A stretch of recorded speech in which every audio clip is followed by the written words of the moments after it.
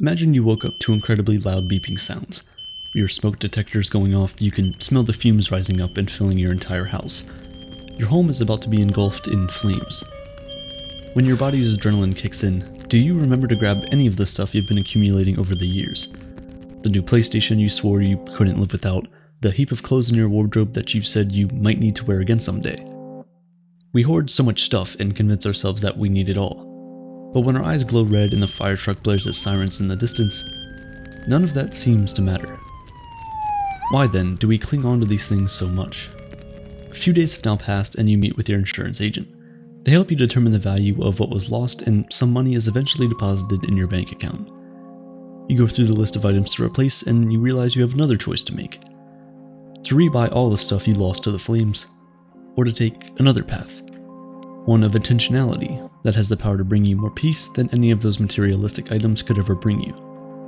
You have the power to embrace minimalism, the pursuit of less.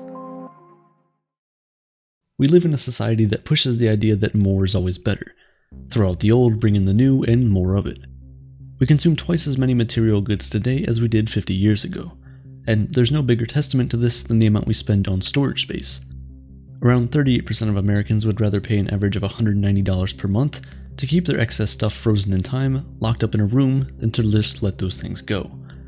That's in addition to the $1,497 spent on non-essential items every single month, even at a time when money isn't that easy to come by.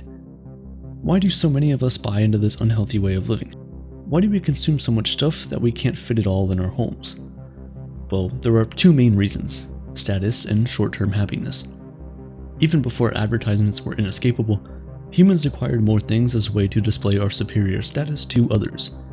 From kings of old demonstrating their wealth with oversized castles, fanciful dresswear, and pristine furniture to more recently, people buying luxury cars and the latest iPhone. Humans have always associated owning more with having a higher societal status, and for a very social species, you can see why this status would be so important to us. Even worse, many of us have also bought into the idea that buying things can make us happy. When we buy more stuff thinking that the next purchase will finally satisfy us, and for a moment it does. That dopamine hit that comes from anticipating your delivery is real, but temporal. One that floats away once whatever we have stops being new and shiny. Thankfully, we're not doomed to this mode of living. We're free to seek happiness and fulfillment in other more precious things. When that fire starts in the middle of the night, the only things that concern us are our health, happiness, freedom, and loved ones. Those are the things that matter most in life, and minimalism helps us get rid of all the distractions, so we can truly focus on these things. Although only recently adopted into the mainstream, the philosophy of minimalism has been around for thousands of years. Greek philosopher Diogenes famously rejected material wealth to such an extent that he lived in a barrel, ate with his hands, and spent his days criticizing Athenians for living insincere lives focused on illusions such as wealth and status. Living in roughly the same time period, worlds apart, the Buddha too rejected material cravings, as he insisted in his teachings of the second noble truth: our craving is what gives rise to dukkha, or suffering. We desire pleasure and often pursue it in the form of material goods. We thirst for more stuff and become attached to it when we possess it. The object itself doesn't lead to suffering, but our thirst and attachment to those objects cause us pain. If philosophical rejections of materialism have been around for a very long time, why has minimalism only become so popular in the last several years? To understand its modern significance, we have to look at the recent history of this school of thought and where its name in particular originated from. The term minimalism was taken from an avant-garde art movement in the 1960s. The main idea behind this movement was to strip art down to its bare essentials by discarding any of its decorative qualities. It rejected the notions of modernism and abstract art and instead focused on designs that resembled factory-built commodities. The idea was that art didn't need any of those extra layers to be interesting, that things stripped back to their most minimal form could still have meaning in and of themselves. In 2008, the financial crisis hit and world economies became less stable. Since then, we've gone through a lot of economic downturns and, more recently, a global pandemic. At the same time, we've also become more aware of how our consumerism habits are impacting our world negatively. These two things happening simultaneously created the perfect conditions for a lot more people to seek out and embrace living with less. And so they borrowed the name from the art movement of the 60s, and modern-day minimalism was born. But does getting rid of the clutter in our lives really give us lasting contentment? Numerous studies in the field of psychology suggest that, yes, a minimalist lifestyle can make us feel better. Psychologists found that individuals who practice voluntarily simplicity had a strong link to well-being. There's no definitive answer as to why this is the case, but some psychologists speculate that it has something to do with controlling the desire to consume and an increased focus on the psychological needs as opposed to physical ones. But like with all things, minimalism is far from perfect. Have you ever heard this statement? The best way to choose what to keep and what to throw away is to take each item in one's hand and ask, does this spark joy? If it does, keep it. If not, dispose of it.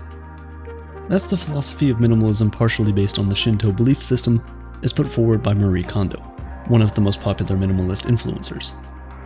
Her method is incredibly successful, with her books selling over 10 million copies around the world. She has undoubtedly inspired many people to tidy up and live with less, but her philosophy and other work from similar gurus might have contributed to a more materialistic version of minimalism, one that doesn't ask us to turn our attention away from stuff, but rather to focus on better consumer goods. Despite being a philosophy that inherently rejects capitalist materialism, minimalism has become commodified. Companies like Apple use a minimalist design philosophy, offering simplicity in their look and feel.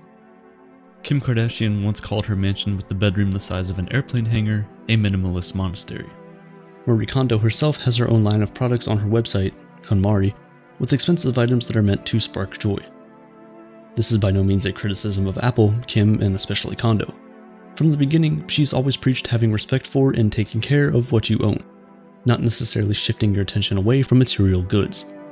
So in a way, her philosophy has always been slightly different from minimalism, and she never rightfully suggested otherwise. I'm only using these examples to explain what some people now imagine when they think of minimalism, an aesthetically pleasing consumable good. The problem with this is that by placing greater emphasis on buying things that embody the minimalist spirit, instead of owning less things, we lose the core values of minimalism. And when this is the case, how do low-income earners participate? They don't have the luxury of bringing minimalism into their lives via purchases of Apple gadgets or sleek white couches. Minimalism is a lot easier when you can choose to live with less or more, and not when it's forced upon you by circumstances. Another problem with the modern interpretation of this philosophy is that it's supposed to give us an opportunity to focus on the things that matter the most to us, like our loved ones. But while creating a minimalist space for yourself can give you peace of mind, what impact does this pristine white haven devoid of anything but carefully placed items have on the other people in your life? Have you ever walked into a minimalist space and felt like you were ruining it? Like you didn't belong among the delicate furniture and expensive appliances? In the silent emptiness, the room screams that your presence is destroying the carefully cultivated atmosphere. When you control an environment with minimalism, you bring a small level of tyranny to the space. You limit what people can do in your home, and in doing so, you could potentially limit your relationship with others. Imagine you've designed the perfect minimalist space and your spouse brings home a large oil painting their grandparents once owned. It has sentimental value, but it's an eyesore. Or what if your 8-year-old only wants a big purple stuffed elephant for their birthday? Will you just say no to maintain the delicate balance of your home? In this scenario, it's your choices that decide the space. You have control and no one else does. Is this a conducive situation for good relationships? And when you have to essentially police the space, is that good for even your own peace of mind? As I was considering all the delicate white spaces I've seen recently, I started to think about how boring and colorless they are.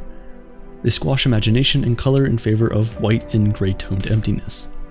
In response to these drab, empty spaces, a design movement called maximalism has emerged. Instead of getting rid of things you don't need, maximalism is about highlighting your favorite items. Maximalist spaces are filled with chaotic colors, paints, and knickknacks. An old oil painting or a stuffed elephant would fit perfectly at home in these spaces. The rise of maximalism, along with other issues I already mentioned, are some of the reasons why minimalism isn't nearly as popular as it was a few years ago. So is minimalism just another consumable good that many of us have thrown into storage, or will the principles of philosophy remain with us? The truth is, at its core, minimalism is great. If you take away the emphasis on buying more stuff and actually bring focus to those things that matter the most, you can build a better life. You can worry less about material goods and focus more on your mental health and relationships. Beyond simply thinking of your own happiness, you also need to consider the global consequences of materialism. If humans can't reduce our consumption, we'll keep contributing to climate change and the decimation of our planet's species. We'll fill the oceans with plastic and keep finding more microplastics in our blood. Minimalism is not only a way to bring great well-being into our lives, it's a necessary practice for the well-being of our planet. But we need to stop corporations from turning minimalism into another commodity and instead focus on the virtues of the philosophy, one that can help us prevent the dangers of materialism. And if one day that alarm goes off in our homes, we'll be the happiest knowing that nothing of real value to us can be snatched away by the fiery flames.